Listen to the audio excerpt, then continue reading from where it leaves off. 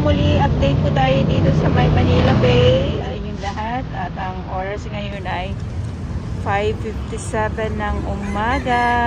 And ngayon ay August 31, 2020. At high tide po ngayon. So, yung mga water hyacinth po, naghiwa-hiwalay na sila. So far naman walang panibagong mga water hyacinth kasi yung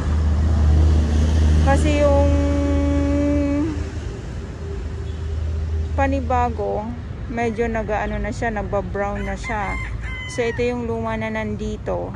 Ayan o, talagang ano na, parang iba na yung kulay. So yung nandun sa may unahan, ayun yung Saturday na nandito tayo, and then may ibon na nasa gitna. Ayan, nagsosolo lang siya.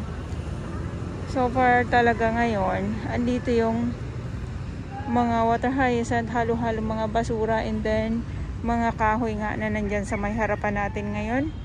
At yes, ito yung update ko. So sabi nga hindi naman agad-agad ito makukuha. Isa pa din ay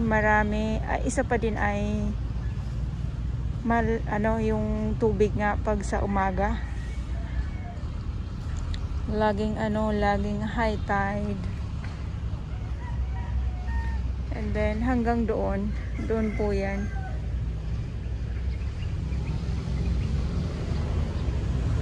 And punta tayo doon mamaya hanggang sa may US Embassy. Maglakad tayo.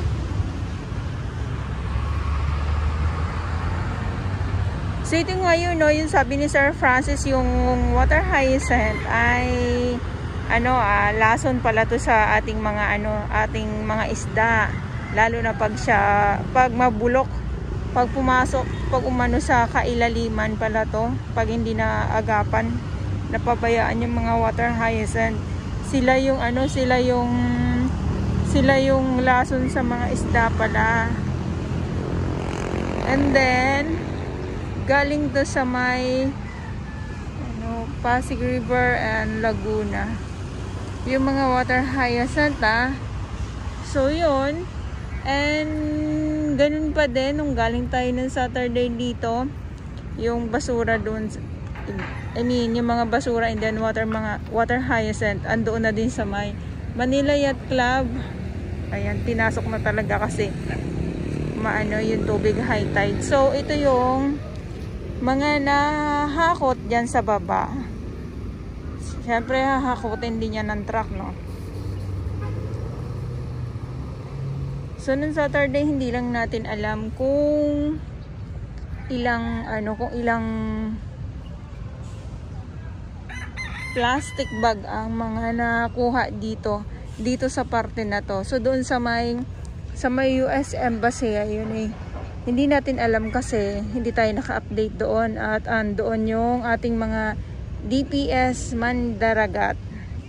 DPS Mandaragat. So sila naman yung nakatalaga doon. And then dito naman sa side na to, ang ating mga MMDA naman.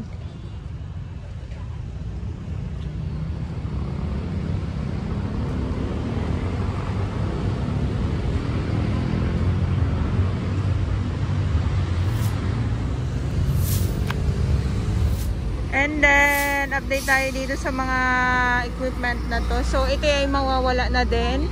At itong yun yung nasa unahan. Kasi tapos na nga sila dito maghukay. Maghukay talaga. Yes, maghukay talaga. So wala na kasing gagawin. And then dun sa may kabila, sa may unahan, sa may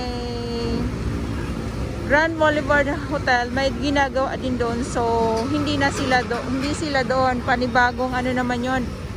Panibagong mga trabahador or kontraktor. So ito sila dito ay mawawala na din. And then itong nasa harap nga natin na dalawang equipment. So ito yung update ko ngayong umaga dito sa inyo. Yes, sa inyo. And Monday na ngayon. Ang bilis ng araw, no? Parang kailan lang talaga. At muli andito tayo sa may Manila Bay.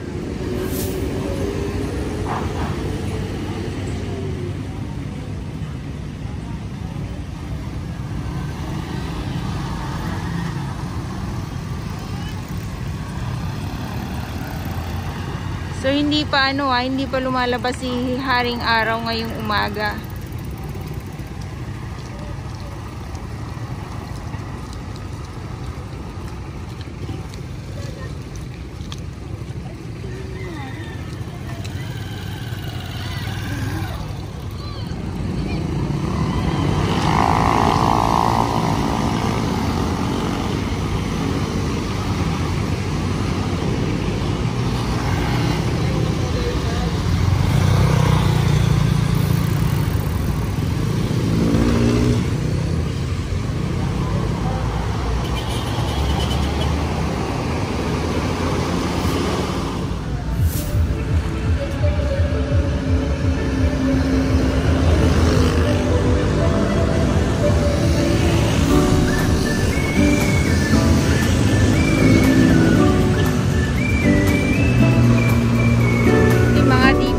Naglilinis dito.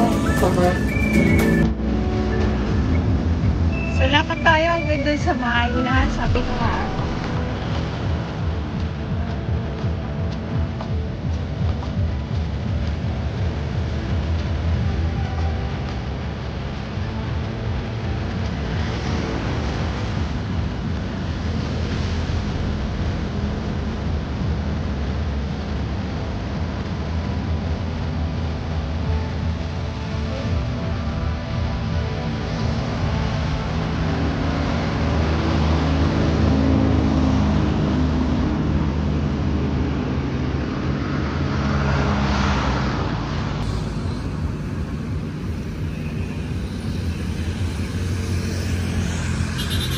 Lakad lang po tayo dito ngayong umaga. So masarap maglakad dito, oh.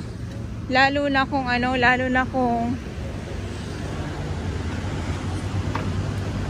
ganito lang siya ka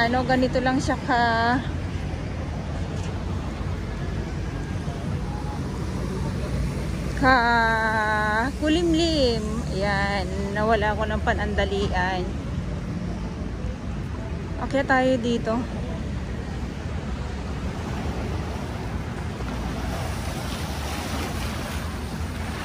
So yan, yung dagat. Medyo nagagalit siya ngayon.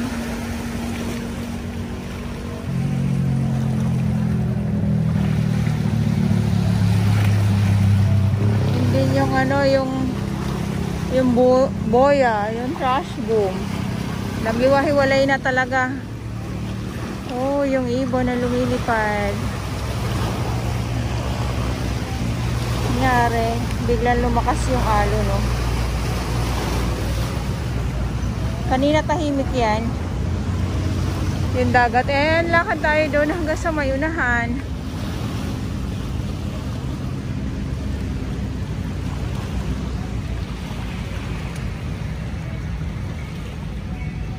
So iba-iba yung makikita natin dito sa may Manila Bay. May mga tumatakbo, may nakaupo, may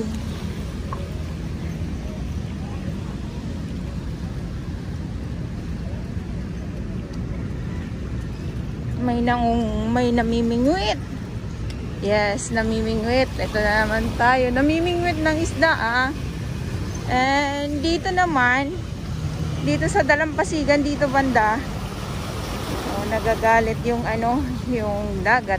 Ay may mga water hyacinth, mga kahoy tayo nakikita, pero hindi katulad doon sa may Manila Yacht Club na talaga namang nagkukumpulan. Halos halos parang isang ang ingay ng ng dagat ngayon, ha. Kanina sobrang tahimik yan.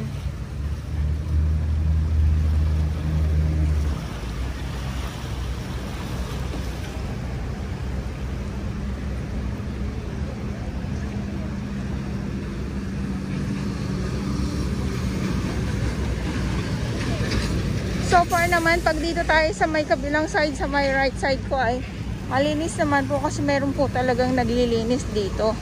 Ang problema lang minsan dito sa may taas, dito sa kung saan na tayo ay naglalakad ngayon ay meron tayo minsan nakikitang mga baso.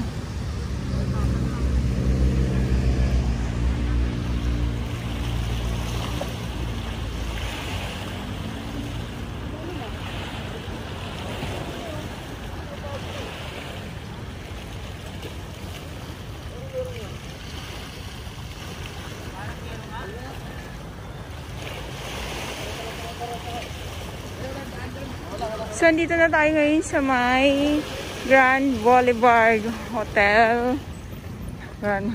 Sa labas I mean sa nandito tayo sa may tapat.